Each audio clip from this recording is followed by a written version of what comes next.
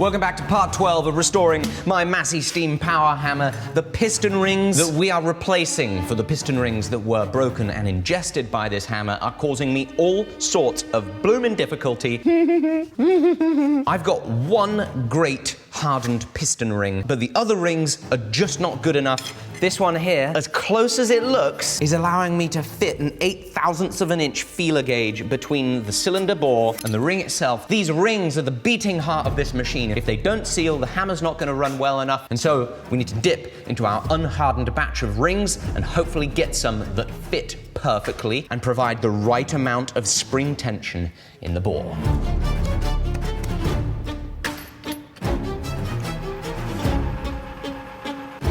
My gut feeling is that with how little these unhardened ones warped, I think all four are gonna fit.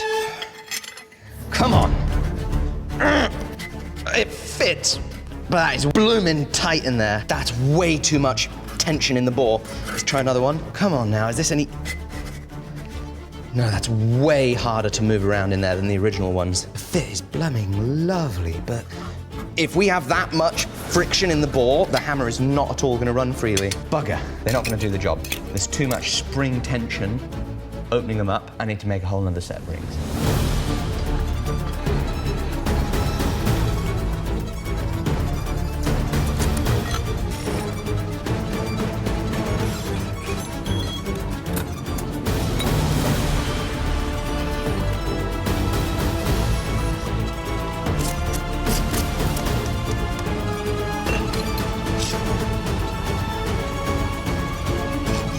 At last, we've got 4 more rings, which means, hopefully, bloomin' hopefully, they all work, or at least 2 of them. I need 2 of them to work, and then we can move on at last. Oh, yes, at last. It is fabulous around the inside diameter of the bore. No gaps, and it feels smooth. It goes down with the right type of friction. Here's the next one. Is it still good? That one's good. The ring gap on that's maybe a touch large, but still better than the original. God, they feel so much smoother than my other ones. We have done it. All 4 of them will do the job just fine. And what was different about this set of rings, knowing that we get more dimensional kind of stability with the unhardened rings, I didn't harden them. So I took that sacrifice to get the precision. And for that heat treatment, where we opened them to create our free gap, I used our first mandrel, which created a smaller gap, which means that these rings are exerting less pressure on the inside walls of the cylinder bore. So the answer was soft rings, smaller free ring gap, and now they feel like they should. This is the graveyard of parts that it took to make the piston ring. What a wild ride. Now, we don't know if they work. We don't know if all the other things that I had to make on this restoration works. We don't know if my hammer is going to run better than it ran when I had it. We don't know if my hammer is going to run as well as it ran in 1915 when it came off the production line. And we don't know if my ideal goal of it running even better than that has been achieved. We're not gonna know that until we put it all back together. And we've got a number of jobs to do before we start dropping things back in. The next task for us to be able to get this thing back together is finishing our Dutchman, and thankfully my grub screws have arrived. This is what happens when I go to buy things. You know what I needed for this project? I needed one 12mm grub screw. Look what I bought. An entire drawer full of grub screws. I have a problem. Oh. That's why I bought so many grub screws. Nobody's ever paid so much attention to a grub screw before.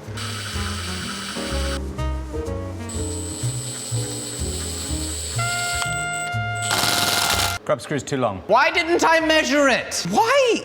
Am I the way I am? Now I've got like 2 seconds to make a shorter grub screw.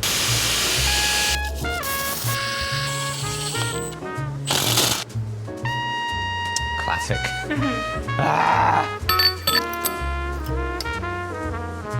But I'm gonna make it really not go anywhere. Oh yeah, that's definitely hardened. There goes my center punch. Hopefully the center punch marks in the piston will do the job at holding that screw in. Now that we found the perfect place for that screw, it's important to ask, where's the perfect place for my nuts? And that's gently cradled in the soft, stretchy, micro-modal fabric of my favorite underwear that's today's sponsor that you can buy at MeUndies.com/forge. MeUndies has an incredible range no matter what style of underwear you prefer, whether you like them long, whether you like them short. I like them longer in the winter, shorter in the summer. And speaking of the summer, it is so important to have delightfully breathable underwear when summertime hits, which is all the more reason why I love MeUndies, but you should definitely try their ball caddy technology to separate your crown jewels from your legs, save that sticky mess. Have an open mind, give it a try. It's risk-free with MeUndies' great money-back guarantee. They've got an enormous range, not just for men, but also for women. They've got loungewear too, so please go to MeUndies.com/forge, where you can get up to 50% off your order, plus free shipping for new customers when you use code FORGE at checkout. That's MeUndies.com/forge, code FORGE at checkout. Links in the description. Let's get back to it. Now we've got to make it so those piston rings never rotate and break on those air ports. Another tremendous thank you to John at Massey for this tip. So we're going to file a little notch in the piston rings, install some center punch marks that'll hopefully stop them rotating. The reason for that is, as that piston comes up in the cylinder, if the gap ends up in the port, it could be bad news. And that could be a potential reason for why we had a broken piston ring in the first place. Just like that. Look at that! Perfect clearance on the depth, 0.1 millimeter back groove clearance. Ooh! Now, line this mark up here, and we now commit sacrilege of the highest order. I'm about to jam a center punch into my delightfully freshly machined piston head. Here goes nothing.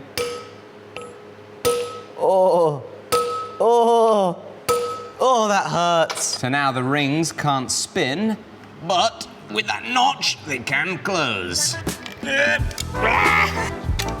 Go on! That's good. Ta-da! You okay? Yeah. Yeah! That ain't going nowhere. Oh, down to a science. Sorted. Next up, I'm gonna run some Scotch-Brite around the inside of the cylinder where it's a bit scratched up from the broken piston ring, and we'll start putting some pieces back together. I'm back up here on the hammer with this fella here. I want to make our piston valve just run a little bit freer in that bore. So right now, it's a delightful fit, but it does need to be a really good running fit. Oh, that's better now. Is this still sticky low down? Interesting. Okay, a few more minutes. Oh, how does that feel? Much better. That looks a huge amount smoother. I'm really hoping that's as loose as it needs to be. There is still a small chance that we'll need to open that up some more. It does want to be incredibly free, but also the whole purpose of redoing that valve was to get rid of the amount of air leakage that there was, so I don't want to go too much, you know? So we're going to cool that there on the valve. We now have a ton of abrasive grit back in the thing that we cleaned, so we've now got to flush it all out, blow it all out, and make sure that there's no grit in there to damage our freshly machined piston rings. It's a new day. The valve is feeling good. Next up, we need to clean up the buffer piston. But I could really use another set of hands. Wait a second. Hi, Alec. He's back! I'm back. Welcome back, Will. All right, this fella is what stops the piston rod from going flying out of the cylinder cover. This one has piston rings as well. We're just gonna give this a quick old tidy up. They're okay, those rings. We're not going to make any new They're not ones. broken. I don't need to make any more, thankfully. So what I can do is if I clean this up, because it's got a load of grease on it, if you want to make a new taper pin. Beauty, yeah. This fella holds piston rod in the ram. And, God, I hope I can remember how to use a lathe. It's been a minute.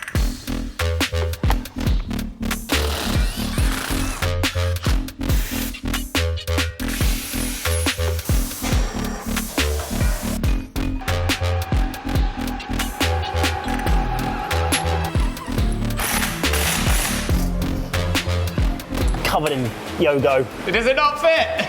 No, it's covered in Yogo. Oh, is it covered in Yogo's hair? Yeah. Is Yogo hair a new type of thread lock?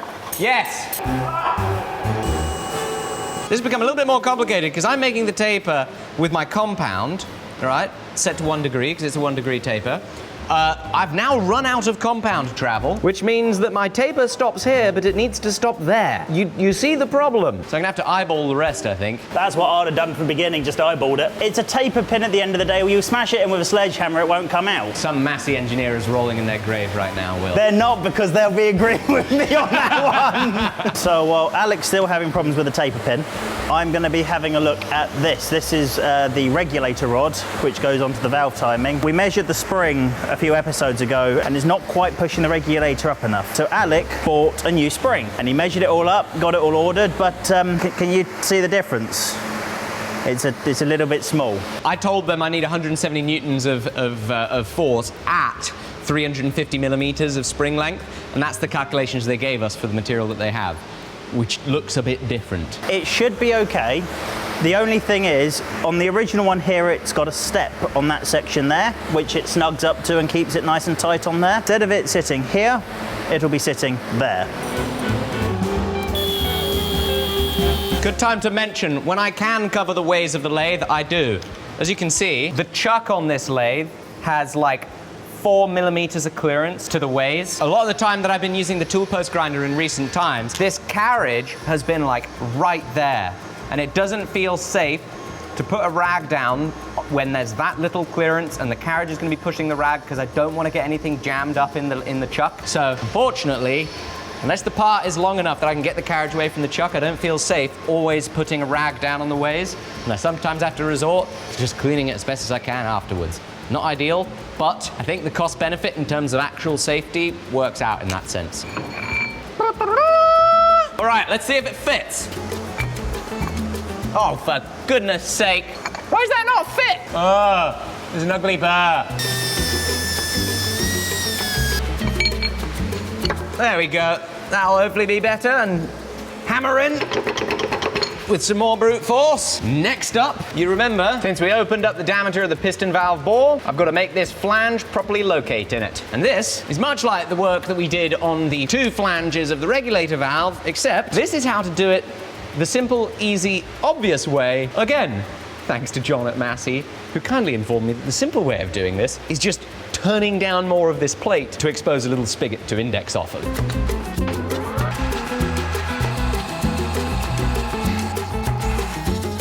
Beauty! That's a proper job at last. Okay. Does she go? Oh!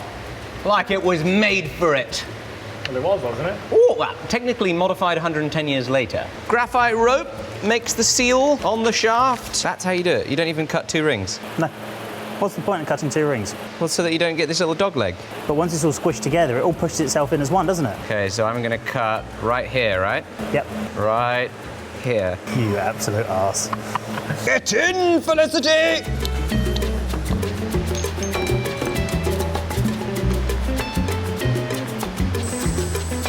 Smooth, tight, but smooth, which is what you want. Super bloomin' duper. Yes! In! Oh, have a feel of that. That feels a lot better than what it did before.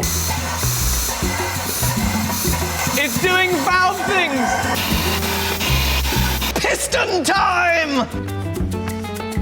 Before the piston goes in, nice healthy dose of oil in the bore. Oh yes! Don't forget this! Up! Gently down. Do you want to put some oil on now? Yeah. While it's your height. Oh. She is in! Now this fella goes on and hopefully we'll snug those rings up so it can drop down. So now hopefully, yeah boy, look at her go!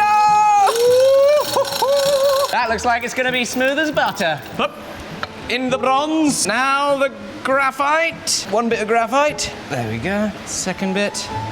Up. Nice! Look at that! Up. There.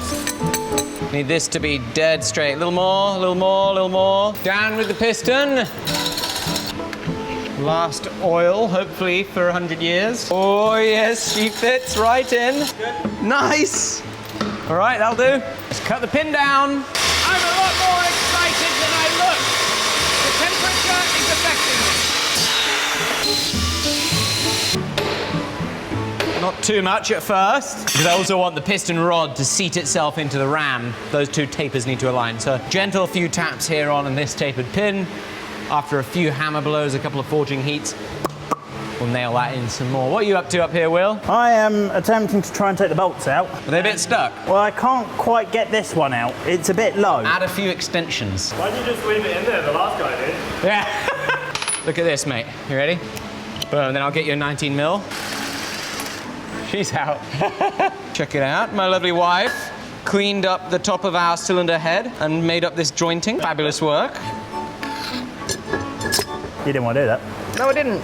But also, this is going to fall out. I think I did it the other way around, and I just used screwdrivers, yep. All right, it goes like this. This goes up first. Ta-da! Some jointing. Boom.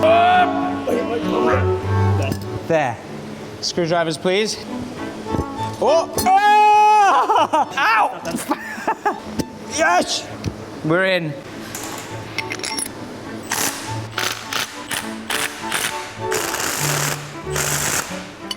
That is so much better. There's one tiny bit of plumbing to go. The pipe that feeds air into the top of our buffer cylinder. We've got to thread that on. Oh, and then, boys and girls, it's going to be time to fire her up.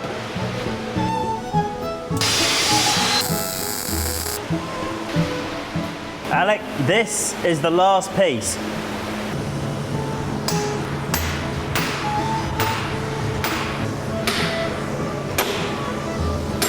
What happened? Crane can't move. The exhaust is in the way. Oh, we we now have a perma crane. Gosh, okay, we've got to take the exhaust down to move the crane. All right, lift up.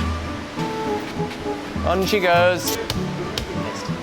After 2 months, a lot of hard work, the help of a lot of people. Will, especially, mate, thank you very much. Thank you, Alec. Thank you to all the people that have helped us. Thank you to Ben for helping us bore out that piston valve. Thank you to you guys in the comments, the Discord. Thank you to John at Massey for your essential input. Thank you to Jamie for the filming and the editing, turning this chaos into something entertaining enough that you guys want to watch. And an enormous thank you to my wife behind the camera, who has been helping on these relentlessly long and never-ending days to get this thing to this point. With that, it is now time for our first testing after the proper re-restoration. In 3, 2, 1. Wow, it's already reciprocating. Whoa! Okay, well, it's not meant to be reciprocating right now. Whoa, whoa, whoa, whoa. Are we missing something? Pin just come out. Yeah, well, I did say that I would hammer that in some more, didn't I? Apart from the fact that that's now seated itself in there. So this hole here doesn't line up with the cutout on the piston perfectly.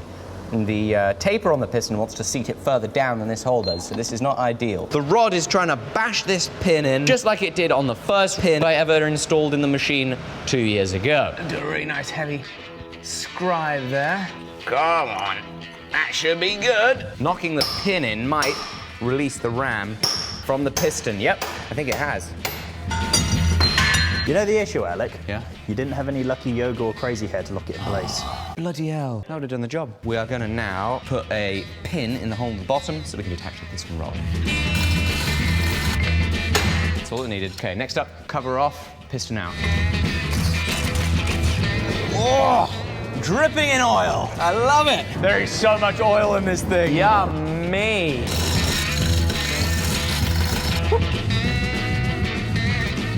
There's a scribe line on the back, there's a scribe line on the front. Now the question is to shim or to grind. Well, let's do some maths, because what we can do is we can figure out what this taper is, we can figure out, well, we know now the distance that it needs to come up, and we'll see how thin of a shim stock we would need to be able to make it move that distance. Paper, 78.9, 81.6, 57.3. We need one of them. See if we've got enough. We need 0.04 millimeter shim. 0.038. Which is about 1.5 thou.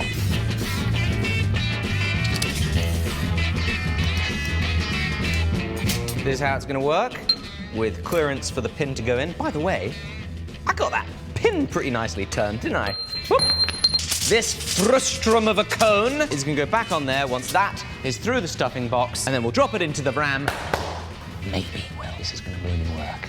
It's a possibility. Does this feel like a deja vu? Yeah, I think I had a dream about this last night. Get in that hole, get in that hole. Where did you come from? Where did you go? Where did you come from? Get through that hole! Oh!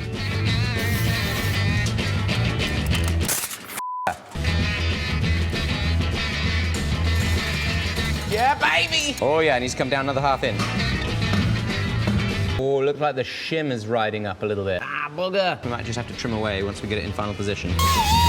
Got rid of the shim, it's just got to come about 2 millimeters further down. All right, I'm gonna get it back together, thank you. Oh, tell you what, this is not a very comfy seat. Woo. Ah, my butthole. Thank you, sir. For security, I am gonna place it in there with just a gentle tap. Gently, gently. Cool, that was a couple of hits. Oh, look at that! That sunk down beautifully. Nice job, Will. Okay, gently open.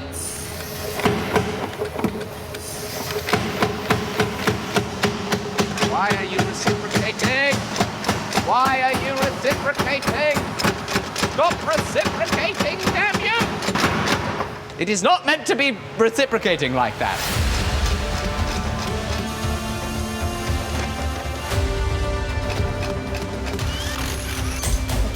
It's not moving properly. On this rear bolt, it's jammed up, so it's not properly sitting. Interesting. By interesting, I mean not perfect. But again, we're now back to that, like, chasing our tail around, trying to, like, dial things in and tune things. Yeah, that's all sorts of wrong. This is our slow descent into Madness. We're now going to try plugging that hole and seeing what happens.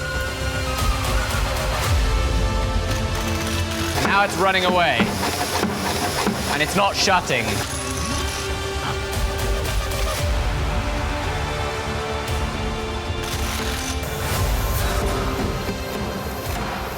I have no idea what happened there. That was not good. We've spent 2 days tweaking this hammer.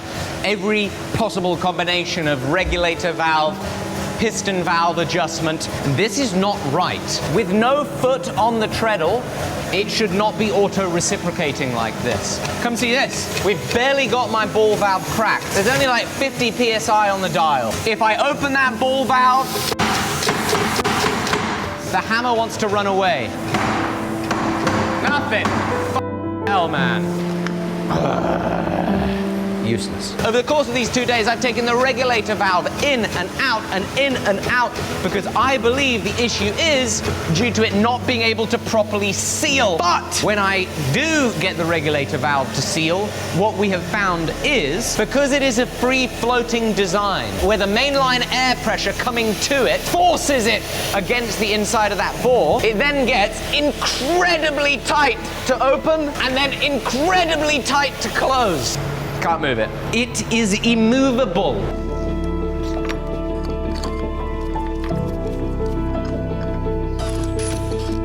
I've tested a valve with a tapered leading edge so that as it's rotated and exposed across the air port, a more gradual increase of air is provided as compared to the rather sudden increase of a square edge. I barely noticed a difference because this thing is pinned with like 750 pounds of equivalent force, friction inside that valve. When it's sealed, it's too sealed. What I hypothesize is that in the past, around our very out of tolerance piston valve, there was so much leakage that it could tolerate relatively inconsistent delivery of air through the regulator valve. But now that our new valve seals very well in there, it is way more finicky, and this hammer is unusable in its current state. Bloody thing.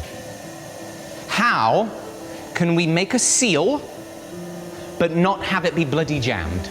I cannot have a hammer that risks running away, smacking the dies as it auto-reciprocates without any input on the treadle, with only a third of the final pressure. It needs to be better. And my next step needs to be to research some of the alternatives for redesigning that regulator valve completely. This valve has to operate with so little leverage from this crank. It needs to be a hammer that runs delicately. And just because the valve that I pulled out of the box of bits 2 years ago looked kind of like this, doesn't necessarily mean that's what the valve was meant to be. There are no drawings of this hammer. But power hammers evolved through the 20th century. Maybe we need to take some design ideas from future power hammers. I've got a lot of thinking to do. I'm not happy to call this hammer acceptable as it is. It needs to be better. The end vision of what I want is that when I open this air, either the ram stays down until I input with the treadle, or the ram gently lifts to its neutral position until I give some input with the treadle, get it moving, beginning the reciprocating motion until we're forging, boom, boom, boom, at which point I let go of the treadle and I want the ram to ideally park in its neutral position and rest there until I then go back to the treadle and it then goes boom, boom, boom, lift up, stops. That's the end goal. We're not there yet. Check out our sponsor at meundies.com/forge, and I will see you on the next one. Our rabbit hole goes deeper, and I'm not bloody done with this thing yet.